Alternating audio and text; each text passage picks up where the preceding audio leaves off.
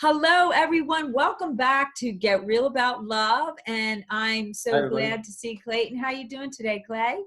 Very, very good. Thank you. And you? I'm good. You're back at home in California. California, yes. And I know that as you were traveling, we had done our bad boy, bad girl segment last week. And I got a lot of responses from friends that watched on Facebook. People contacted me and said they could really relate. What about you? Well, I did. I got some very good responses, and some that I think represent the experience of a lot of people, because I don't know if maybe it's just more obvious nowadays that social media has made the dating scene. I mean, you can flip through 100 faces and go, I'll take her or I'll take him.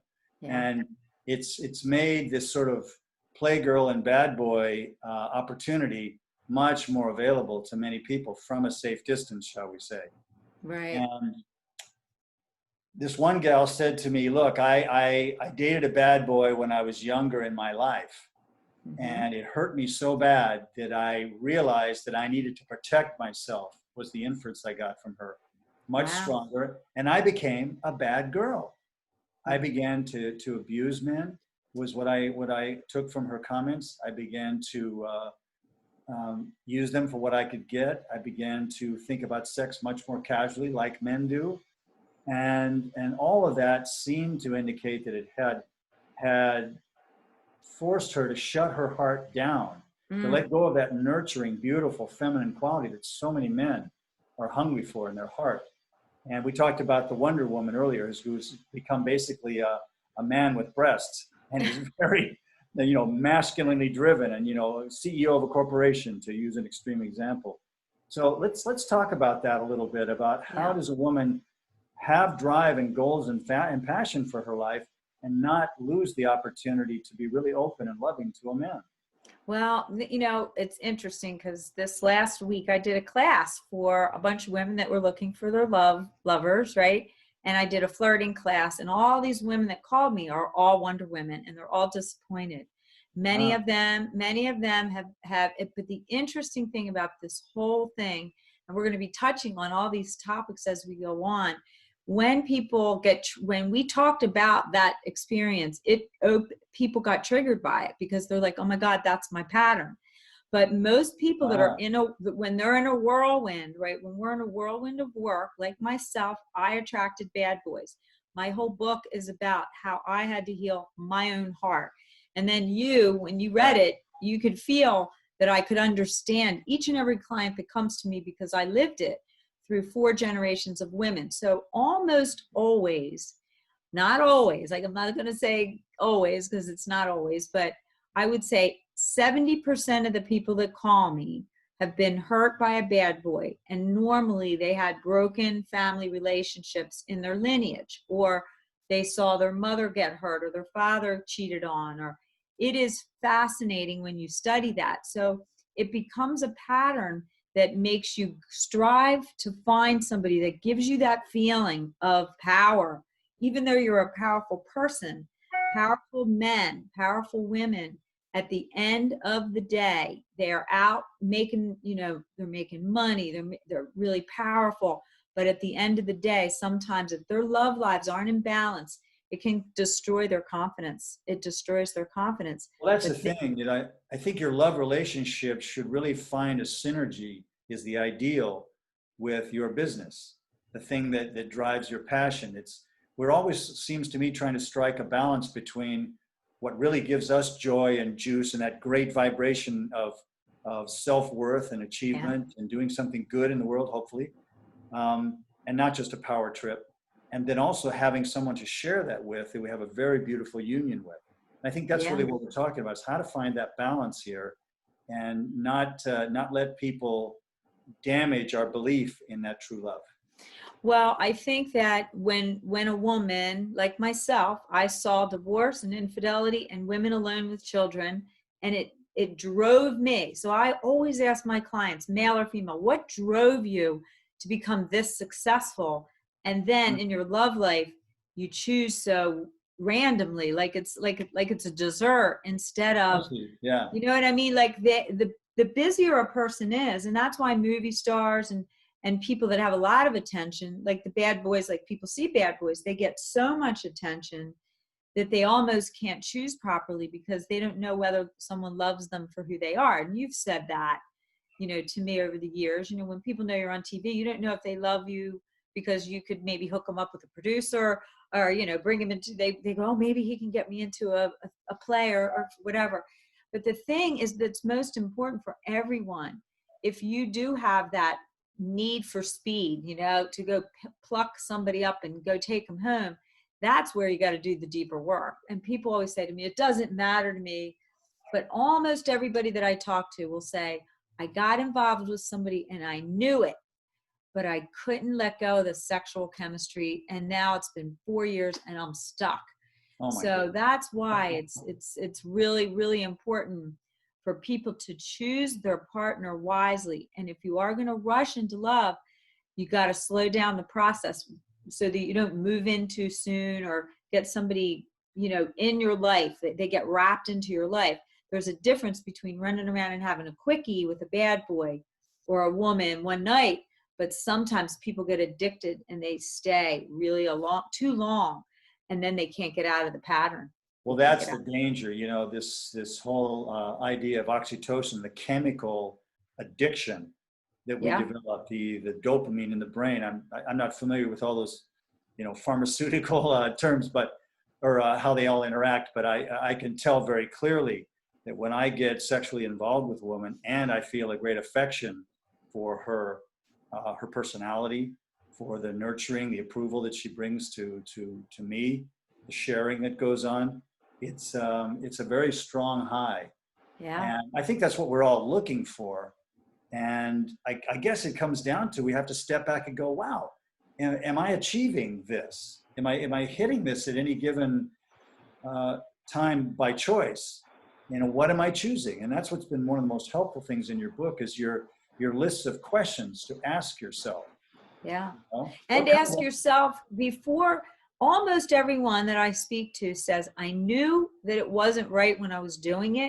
Intuitive, yes. Intuitively knew. My gut said, or I was getting naked, and then all of a sudden I realized, I don't even know this person, this woman, this guy. Yeah. But if a person is in that desperation or inside they're unhealed, they will keep going after that feeling because they don't believe in themselves. It's really an inner core thing. Or they're open-minded and they have open sexual relationships, and there's no judgment on that. I've met swingers and all sorts of people, but it's all about being honest. If you are online, if you go online and you say, I am looking for a long-term relationship, I want to get married, and then you go out and you try and lock a woman down because she wanted to hear that because it's in her profile, but you're doing it, male or female, to get laid or manipulate somebody, then it's really not nice. If you know that you're hurt and you want to go out and have a fling or whatever, people do that all the time. They call me, I'm going to go have a fling with somebody. And I go, well, is it really going to make your broken heart feel any better? I haven't seen that to be proof. Maybe getting affection from somebody, but going out and having intercourse with somebody and energetically connecting with a stranger, to me, was empty. Everybody's done it. I have to agree. We've all done it, on occasion. If we have maturity in our sexuality, we've all, I think in this day and age, had some of those experiences. And my experience is that it drives me deeper into a sense of loneliness, and even a place of desperation, because I feel like it's like I'm trying to hold sand and it's running through my fingers.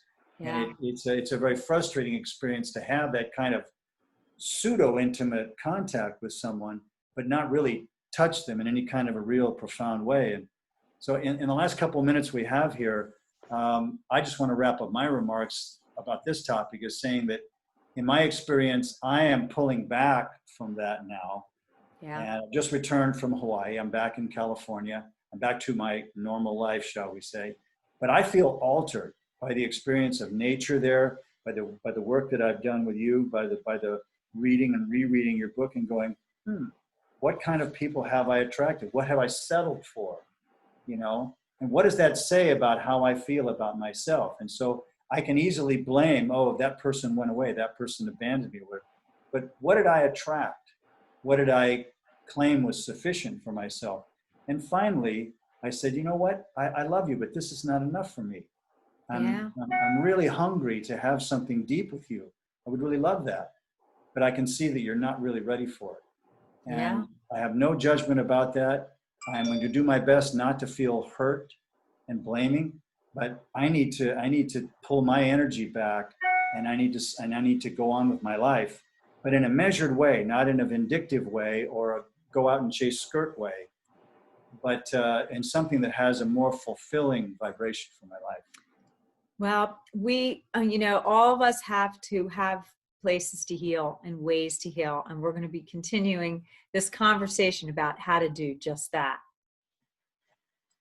So Clayton, because you've been through this experience before, because I've been through it before, I'm so open about it because I think that people need to know that by getting and attracting a sexual partner easily, that makes them feel good. Okay. So now that you know that you can do that, or you can use that part of your energy frequency to attract people, use it wisely. Don't put all of your cookies in the game unless you just want your cookies crumbled. That's all I can say, because I Well, used to pretend that I could do it, and then I would get crumbled by it, and it never made me feel much better. But usually drinking or drugs are involved with many people's escapades with bad boys. yeah, that's a Bad measure of boys. how they have to suppress their emotional life to be able to do that, I think, in large Yeah. measure. Yeah. And I basically would put my little guy in the background and say, look, don't look, this is me having some fun. And so only half of me got to participate. Yeah. Yeah, that's true. So it becomes like a sport for some people to see how many people they can do that with. And then I, to other people, it becomes more sacred. But then in the end, often people, and we talked about the busy people earlier, I know I was one of them. And it usually takes something like the coronavirus. I think this time that people have had during this epidemic around the world, it is actually increasing my business because people said that they have appreciated this time so that they could really look at their life. Like it makes them look at their family connections, their sexual connections, their exes, healing time, because most people in our world, we are on our computers, we're on our phones. We don't give ourselves time to heal. And if you don't heal over a wound from somebody that kind of pulled you into a situation quickly and learn the lessons, you could end up having to go through, relationship after relationship with the same type of person. And I yes, call that a love loop. when we're in that loop, as you say, and we're allowing ourselves, we're creating, promoting, or allowing this relationship to exist in our lives. Yes. So I think the first step for me from your material and my other spiritual studies was to transcend that you did it to me attitude and say, look what I'm attracting. Look what I'm Yes. promoting. Look what I'm settling for. And Yes. it's a really challenging thing when you meet someone who's really lovely, someone you have history with, someone who appears to really love you, but is not fully emotionally available because of other wounds in their life that I have no control over.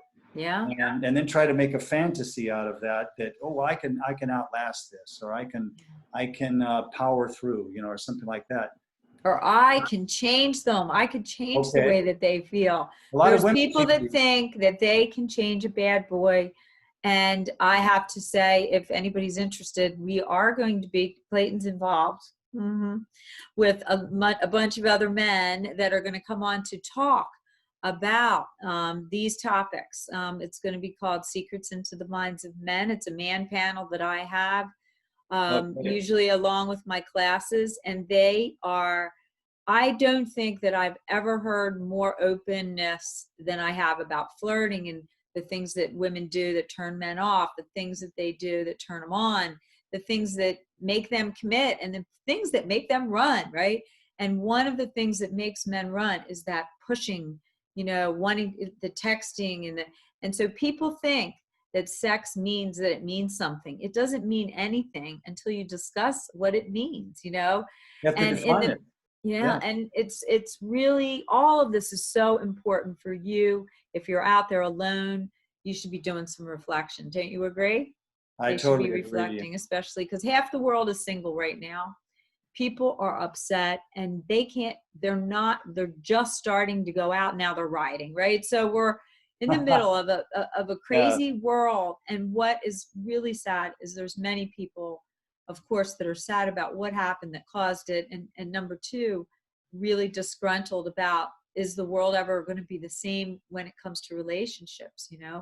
I say yes. I say that all of these topics that Clayton and I are talking about are very pertinent to your work, pertinent to your family, pertinent to your heart in all areas of your life. Wouldn't you say, Clay? Yeah, I find that they don't change. I think it's certainly added some new dynamics as we're here in the middle of the social unrest that's pervasive across the United States right after. And the world, actually, and the world. Yeah, I saw a huge demonstration on the news in Paris yesterday, a million people. Yeah. So extraordinary. We're not the only country that has a racial equality issue. Yeah. But there's also this gender equality issue. A lot of women have felt looked down upon by the men in their lives or the men that they're trying to date. Hopefully we've made some inroads into that area, but it's become a much more complex dynamic now. And I think you keep going back to be honest, communicate. And I think it's so fundamental and so powerful that you say. That's why, when I was writing the book, I had all these names and I was laying in bed, but people said to me, you always have said for all 30 years, just get real with yourself, know yourself, get real and be honest with everybody else, because we're all adults here. Why are we going out trying to manipulate each other, with conning people, with the bad girl, good, the bad boy, good, bad girl Yeah, the whole topic. tit for tat thing, Yeah. what it comes down to, what I want to say about that, to finish my thought, is that it takes tremendous courage to be honest. Yeah. To say, I would really like to create this. I feel this way about you. How do you feel? And be willing to hear the answer. Yeah. Not the fantasy that you have, but be willing to hear the answer. And I have to admit, it was challenging for me to know the answer in my last relationship, that I could not have what I wanted. And I thought that I had communicated quite well, but obviously there were things that I was doing that created a sense of pressure in my loved one that was uncomfortable for her. Yeah. And I think that was going on because of things, in her own consciousness, Yeah. that she was grappling with wounds that I knew not of and could not feel. My marriage was much briefer than hers. And it was important not to equate them, but to say, I feel this, what do you feel? And ask a leading question rather than you do this, you do that. I'm unhappy here. It needs to be a little more open dialogue, a nonviolent communication. I agree. And I hope that you all have some comments about, as you transition out of relationships, I say learn from them, look at yourself, and get real about love. And we're going to be back next week with so much more. It's an unending topic, love, So Clayton, I'm glad you're back. I can't wait for us to get together and do this live very soon. And I hope that you've all been inspired by this. So if you're going through a transition or a relationship thing, a situation, you can check out all of my services and products on reneepiane.com, because I am helping so many people to get real about love. And it's so important during this, world changing time to change yourself, So Clayton, thank you once again for being so raw and real about your experience, because it's going to help other people to heal. So let's sign off and we'll see you next week. Thank you, everybody. Enjoy. Only love. God bless. Have a great evening. And whatever you're doing, get real with your heart.